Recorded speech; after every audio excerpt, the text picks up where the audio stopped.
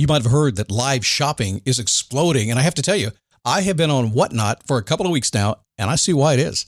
Now, Whatnot is my sponsor, and they are the reason I got on the platform and checked it out. I'm glad they did. They made it easy for me. I'm going to make it easy for you. I love it.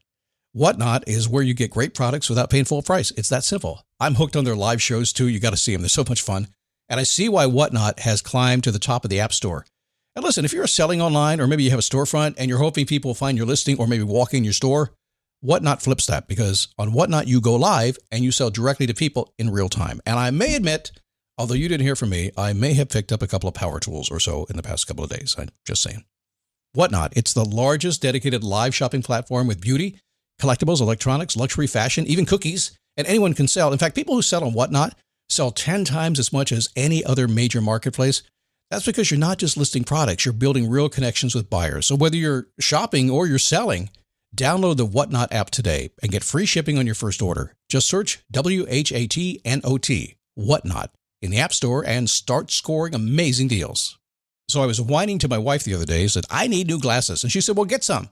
I couldn't tighten them anymore. They were scratched. You know the thing, right? But I didn't want to go through the process because you have to make the appointment. You have to spend weeks to get them done. And you got to pay a fortune, right? That's real. But I did. I spent $500 on frames and glasses, and that was cheap. And then I ordered a pair from my sponsor, Zenni Optical, for $70. Zenni is an online eyewear shop, prescription glasses, sunglasses, blue light lenses, starting at under $30. You go to Zenni.com, you pick a frame, upload your prescription, and they ship it to your door. No appointment, no store, no upsell at the counter. And by the way, if you are saying, do I really need new glasses, or do I have to put up with one pair to do everything I need to do for the next 2 years? No, you can get what you want starting at under $30. And if you've never bought glasses online, don't worry about it. I haven't either. Zenni has a virtual try-on so you can see exactly how the frame looks before you commit to buying them, with no salesman looking at you saying, those look good, but these expensive ones would look better. No, you don't get that. I'm excited. I can't wait to get my Zenni glasses and tell you more about them. If your glasses are overdue for a refresh, now's the time. Go to Zenni.com/podcast and use the code podcast15 for 15% off your first order. The styles sell out, so don't sit on it. That's Zenni.com/podcast. Promo code podcast15.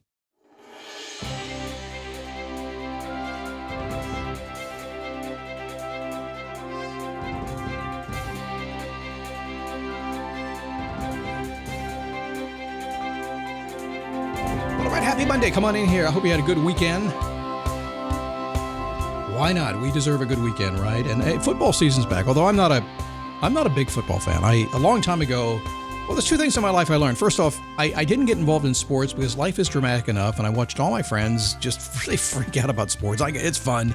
I said, man, you guys are like insane about sports. I saw that. And secondly, I never took up the game of golf. And the reason is because every golfer I've ever met described the absolute pure frustration of chasing that little ball and never being able to master the game. And I said, well, why even do it then? And then the next thing they always say to me is, well, because I like being outside. I was like, well, I'm going to be outside. I'm going to the Grand Canyon or something, not a golf course. That's just me. It is a daily boost from motivationtomove.com. How you doing? It's me, Scott, in the studio. I feel a little restless today. A little restless. Feeling pretty good, though. Feeling pretty good about life and what is possible. Helping a lot of people with a lot of different things, and that's kind of fun to do. That's what I do, and navigating the people as well. As I've said before, like it's like if you own a business. If you ask any business owner, they will say, man, I love my employees. They are the best part of my business. I just love the people that work for me, and I love the fact I can support them. I love how they support me. They are the best thing in my whole entire life. And I'll say, so what's the worst thing? I said, my employees. Yeah, all the people. It's true, right? And that's kind of the thing about life. It's that way. It is just that way.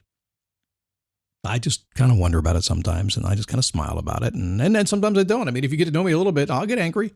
I will. And I'll say, what are you doing? My wife will say, Scott, stop it. Especially if somebody tries to kill me on my motorcycle. If somebody does something stupid in a car on my motorcycle, I am not happy. I become that Harley rider you don't want to meet on the road. Until my wife slaps me in the back of the head. Helmet, I should say. Yeah, but how's your weekend? Was it good? There's a quote I read a long time ago. Don't know where it is. It actually is anonymous. On your last day of earth, the person you became will meet the person you could have become. On your last day on earth, the person you became will meet the person you could have become. Well, you and me, because I talked about this last week, I think just go ahead and become that person today. I know you don't know all the stuff. You're going to read the books, whatever it happens to be. You're going to take seminars, you listen to podcasts, you're going to fill your brain with stuff. You're going to go to church, all this kind of stuff. In the quest of becoming the person you were meant to be, and you're already it. You're already there. You just don't know enough stuff. Although I will tell you this, I think that most people already know who they are and what they're supposed to do and what's important to them. I've done this long enough now to believe that. And the reason I got there was because I had so many coaching calls and worked so many months with people, and ultimately they arrive kind of where they started, which used to be kind of weird to me. It used to be weird. It's like, wait a second, aren't I supposed to be able to take them someplace else and transform them? And what I recognized was this, is that people get so confused in their life. They already know who they are, what they stand for, what they believe. They already know that stuff. They get confused, hire a coach like me, and sometimes the biggest win is, yes, just unconfusing them and getting them grounded to who they were. And they go, yeah, I was good the whole time. So if you're striving to learn, to get more wisdom, to make your life better, good for you, because I think that's why you're on this planet, to become more wise. So do that. But the person that you are supposed to be is already here today, if you'll just become that person. I know, that's a big one. That's a meditation question. That's a prayer question right there. A lot of people found that in the past week and a half. They found out who they're supposed to be. A couple ideas for you if you want to rise to your full potential today.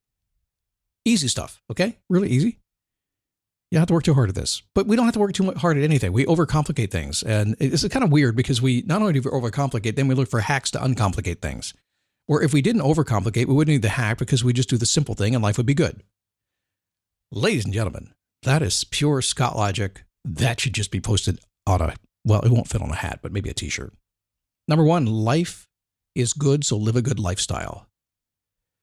What is a good lifestyle? I suppose that's subjective. If you watch Netflix or anything like that, you say, well, okay, they think that's a good lifestyle. I don't get it.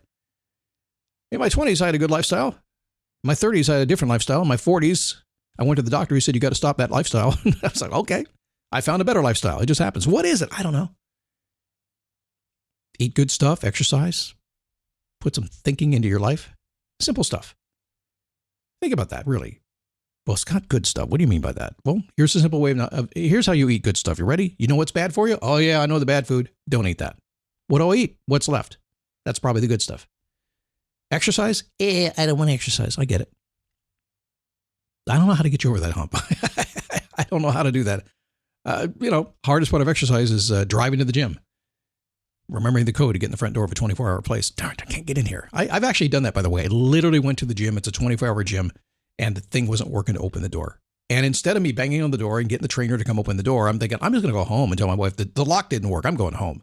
Yeah, I'm that guy. I didn't complete that. No, I went in. I did. Number two, think long term. Find your groove. Stick with it.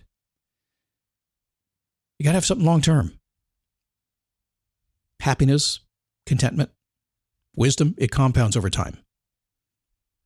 You are a person, you're already the person you're born to be. It's already there. It's already in you. Whatever you're supposed to be was stamped into you the day you were born. Accept that, expand that person, and just understand that person's going to be here your entire life. So find the groove for that person, the thing that makes you work, the thing that makes your life click, and stick to it. That's it. Again, simple stuff today. This is not groundbreaking. A lot of people think, where's the list, Scott? Where's the 8-word Reddit list, or the 8-sentence Reddit list? Reddit. Interesting stuff. You ever want to see how the world really thinks? Spend some time on Reddit. Well, these days you can see it anywhere, right? It ain't pretty. Number 3, play big. Right now, get up to 15% off select storage solutions. Put heavy-duty HDX totes to good use, protecting what's important to you. The solid, impact-resistant design prevents cracking, and the clear base and sides make items easy to find even when the totes are stacked. Find select shelving and tote storage up to 15% off at the Home Depot to organize every room in your home, from your garage to your attic. Visit HomeDepot.com. How doers get more done. You were not born to think to play small. You're born to go do more. You're born to take this crazy gifts that you have, whatever they are, and just multiply them. Yeah, go for it. Come on. It's a big, abundant world. Play big. Don't play small. Doesn't mean doing stupid stuff. Doesn't mean you have to go shake up the world. Not at all. Just play big.